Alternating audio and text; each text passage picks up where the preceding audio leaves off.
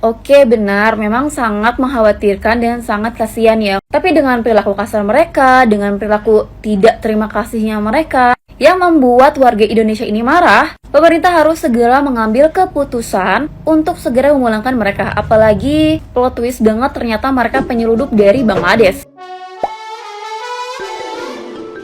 Hola netizen yang tercinta, kabar mengenai Rohingya hingga kini masih menjadi sorotan masyarakat. Seperti diketahui, Rohingya datang bergantian ke Indonesia namun ditolak oleh masyarakat Aceh. Bukan tanpa alasan masyarakat Aceh menolak Rohingya, tapi karena pengalaman terdahulu. Rohingya bukan saat ini saja mendatangi Indonesia untuk mengungsi, tapi pada tahun 2020 juga ada ratusan Rohingya di Indonesia dan diterima warga Aceh. Meski diterima dengan tangan terbuka, para Rohingya itu tidak berbuat baik dan tidak patuh pada norma-norma masyarakat setempat. Hal itulah yang menjadi dasar penolakan dari warga Aceh untuk Rohingya. Namun, baru-baru ini beredar video Rohingya sedang memohon agar tetap tinggal di Indonesia. Diketahui, dalam kapal yang tiba di Bireuen Aceh, ada 249 orang di dalam kapal tersebut, terdiri dari anak-anak, bayi, dan wanita. Ia juga menegaskan bahwa kedatangan Rohingya ini karena mencari perlindungan. Dalam video itu, ramai komentar dari netizen yang berbakti. Biar Muslim beli produk hanya mengeluhnya mereka dari etnis Rohingya dari beragama Islam. Ada kita 249 jiwa di atas kapal, termasuk anak-anak, wanita, dan ada juga bayi. Tujuan mereka adalah untuk mencari perlindungan. Nah, gimana nih menurut netizen yang terhormat? Silahkan berkomentar ya.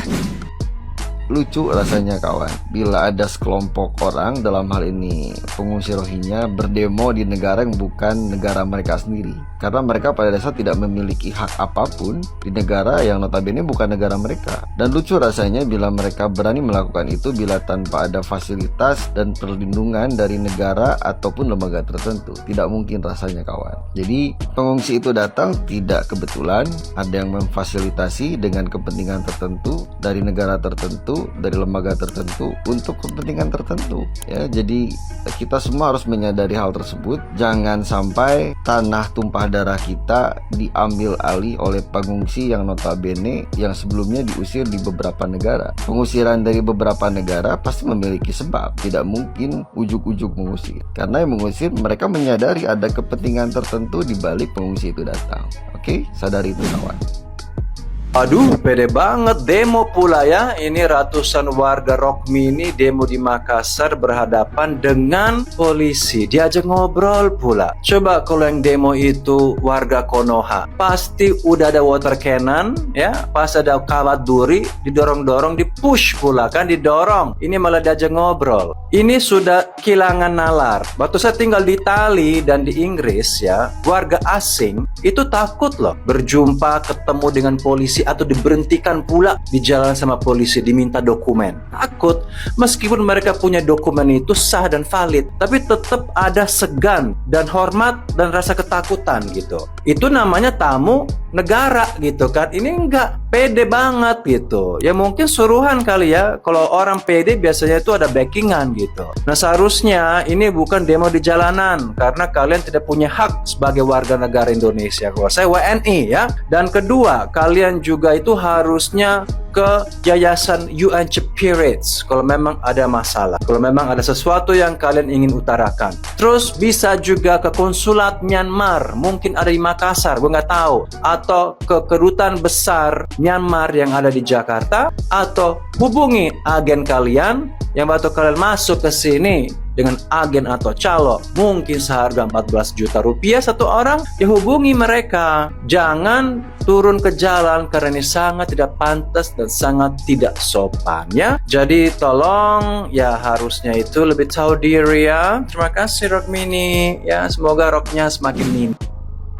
Wow, berani banget ya orang-orang ini demo. Sampai polisi diajak ngobrol sama mereka. Nggak punya takut sama sekali ya. pengungsi Rohingya ini. Kita aja kalau bertamu ke tempat orang, misalnya ke rumah family, pasti kita punya rasa segan atau rasa hormat sama orang yang punya rumah. Ini warga asing yang bertamu tapi tidak punya rasa segan atau hormat. Bahkan sama polisi pun mereka tidak takut. Dengan mereka demo seperti ini, terlihat sekali kalau orang-orang ini tidak punya sopan santun atau attitude. Padahal attitude itu sangat penting untuk digunakan dimanapun kita berada.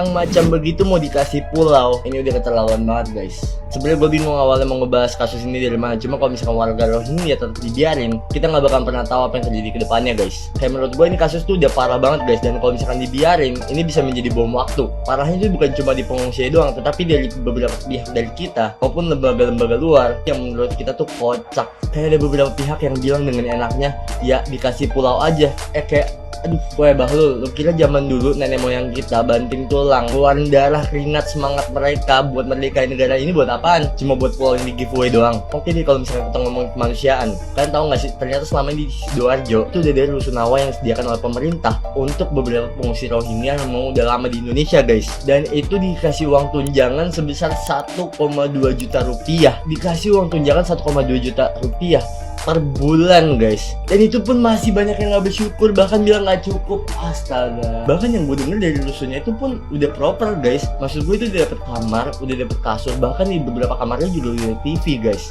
Terus muncul lagi di internet beberapa video kayak mereka dikasih bantuan makanan dari kita, dikasih makan nasi dan beberapa lauk. Dan itu kalau misalnya kalian lihat videonya, itu nasinya seporsi nasi padang cok. Dan mereka masih bilang gak cukup. Mereka masih ngasih gestur yang kayak mereka gak cukup. Gue bingung aja gitu loh. Terus muncul lagi berita dikasih listrik gratis, ya kan, lu nggak perlu bayar, lu tinggal enjoy.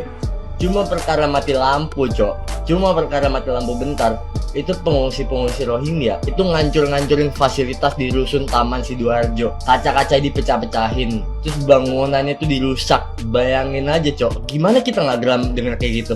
Kita nih sebagai warga Indonesia itu tuh udah terlalu baik guys. Kita ini terlalu baik, cuma kadang kebaikan itu nggak baik juga. Kebaikan sama orang tuh nggak baik juga guys kadang-kadang. Nggak perlu ngomong Rohingya dulu deh, di negara kita aja tingkat kemiskinan tuh masih tinggi, tingkat pengangguran tuh masih gede banget. Itu pun salah satunya karena apa? Karena susah banget cari kerja men. Zaman sekarang susah banget cari kerja. Ini lagi datang-datang senaknya mau minta tanah, kayak bingung aja cok. Kayak minta ini minta itu semuanya, kayak tolonglah. Kalau misalkan kita ngomongin ya, Indonesia ini memang bukanlah negara yang menandatangani konvensi PBB tentang pengungsi. Jadi ya harusnya kita nggak punya tanggung jawab guys buat hal-hal yang seperti ini, buat mengurus para pengungsi Rohingya ini kan. Tetapi ya kalau misalnya ngomongin kemanusiaan, gue yakin negara kita ini adalah negara yang sangat-sangat ramah terhadap orang-orang lain guys, apalagi yang tertindas. Karena gue yakin beberapa dari kalian udah ngerti lah kenapa Rohingya itu bisa sampai ngungsi ke sana kemari segala macem dan bahkan gak diterima di negara mana-mana. Kalian bisa searching di Google karena itu bakalan lumayan panjang. Cuma gue yakin banget guys, dari pemerintah nih memang sampai sekarang masih mencari cara terbaik bagaimana caranya untuk menangani kasus ini.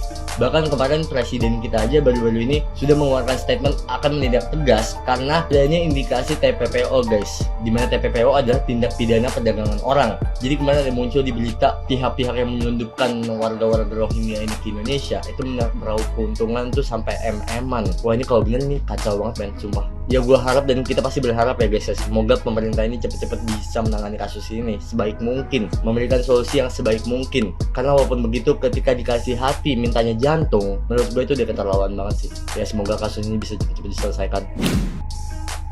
Guys, FYP kalian pasti isinya tentang penyeludupan Bang Adel. Tapi sekarang lautnya sudah dijaga guys. Alhamdulillah ya guys, setidaknya kita sudah berani menyuarakan dan akhirnya bisa langsung diatasi oleh pemerintah. Sekarang laut di Aceh lagi dijaga untuk mencegah kembali imigran-imigran yang berencana masuk ke Aceh. Meskipun banyak banget pro kontra, ada yang membela Rohingya, ada juga yang menolaknya, tapi kita harus pikir 10 sampai dengan 20 tahun ke depan apa yang akan terjadi dengan wilayah Aceh kalau kita masih mempertahankan imigran-imigran tersebut dengan sifat yang sangat-sangat keras. Akan sulit diatur guys nantinya. Terus kenapa sih kak nggak ditampung aja di Indonesia? Kasihan mereka. Emang kakak pernah ya ngerasain jadi mereka diintimidasi, digenosida di Myanmar? Mereka nggak diterima kak dimanapun. Gimana kalau kita bahas dulu asal-usul para imigran ini guys? 1. Rohingya itu ada di mana? Etnis Rohingya itu berada di Myanmar. Mereka hidup sudah berabad-abad lamanya guys. Dan mereka juga kaum minoritas karena mayoritas orang-orang Myanmar beragama Buddha. Nah, etnis tersebut merupakan penganut muslim terbesar di Myanmar. Pada tahun 2017, sekitar ada 1 juta jiwa orang-orang Rohingya yang ada di Myanmar, tepatnya di bagian Rakhine. Terus asal-usulnya gimana dong? Soalnya etnis Rohingya ini lebih mirip ke orang-orang Bangladesh, India, Pakistan. Tidak seperti warga Myanmar saat ini yang cenderung lebih ke wajah-wajah Asia. Pada tahun 1420, orang-orang Rohingya itu tinggal di Arakan yang dipimpin oleh Raja Sulaiman Shah. S-H-A-H ya, Shah. Mungkin gitu bacanya. Namun sayangnya pada 1784 kerajaan tersebut diambil alih oleh Raja Myanmar dan Arakan menjadi koloni Inggris pada tahun 1824. Nah, situasinya semakin buruk guys karena dijajah sama Inggris kan. Penjajahan demi penjajahan tersebut berlanjut sampai dengan penjajahan Jepang pada tahun 1942. Kemudian pada tahun 1948 Myanmar ini merdeka guys, merdeka. Tapi orang-orang Rohingya ini nggak dianggap. Orang-orang Rohingya ini ditolak menjadi bagian dari Myanmar dan terjadilah awal pengucilan terhadap mereka. Terus apa aja sih yang dirasain orang-orang Rohingya itu? Nah, karena Rohingya itu nggak dianggap sama negara Myanmar, mereka itu mendapatkan perlakuan yang sangat buruk. Disiksa, diperkosa, digenosida, dan diancam. Pokoknya semacam kayak penindasan itulah. Dan karena perlakuan tersebut, orang-orang Rohingya memilih pergi dari Myanmar. Kemudian, hingga sekarang pengungsi Rohingya ada di Indonesia itu sekitar 1.000. Mereka datang dengan menumpangi kapal layar milik Bangladesh. Terus kak, kalau udah kayak gitu kenapa nggak ditampung aja? Kan kasihan kak, mereka digenosida dan lain-lain. Oke, benar, memang sangat mengkhawatirkan dan sangat kasihan ya kalau kita lihat dari sejarahnya. Tapi dengan perilaku kasar mereka, dengan perilaku tidak terima kasihnya mereka, yang membuat warga Indonesia ini marah, pemerintah harus segera mengambil keputusan untuk segera memulangkan mereka. Apalagi plot twist banget, ternyata mereka penyeludup dari Bangladesh dan meraup keuntungan untuk para oknumnya sekitar 3,3 miliar rupiah. Dan prediksinya masih ada 6 kapal layar lagi dari Bangladesh menuju Indonesia. Kabarnya, sepengakuan dari warga Bangladesh yang diinterogasi oleh warga lokal. Nah, kenapa nggak ditampung di Indonesia? Karena Indonesia sendiri tidak menandatangani konvensi PBB tentang pengungsian. Jadi tidak wajib guys Indonesia itu untuk menampung mereka. Sekalipun didesak oleh para UNHCR internasional, Indonesia tidak harus menampung mereka. Di sisi lain, Indonesia merupakan negara terbesar dengan penduduk terbanyak di dunia, ketiga setelah India. Jadi kalau makin banyak, apalagi dengan warga negara asing, kayaknya agak rancu ya. Terus yang wajib bertanggung jawab itu siapa kak? Pemerintah Myanmar. PBB harus menekan negara Myanmar untuk memberikan hak dan kewarganegaraan untuk etnis Rohingya agar hidup dengan damai dan layak. Supaya mereka juga hidup damai, SDM-nya juga semakin bagus. Apalagi kan selama berpuluh-puluh tahun mereka tidak ada kewarganegaraan, tidak sekolah. Dan itu yang menyebabkan watak yang keras dan adab yang sangat-sangat meresahkan. Apalagi kasusnya juga sudah sangat parah banget. Para oknum-oknum dari Bangladesh juga meraup keuntungan. Jadi per satu orang dewasa membayar 14 juta rupiah dan 7 juta untuk anak-anak. Dan penyeludupan ini tidak akan bisa diterima oleh Indonesia sendiri guys. Setelah mendengar ini menurutmu gimana? Coba komen.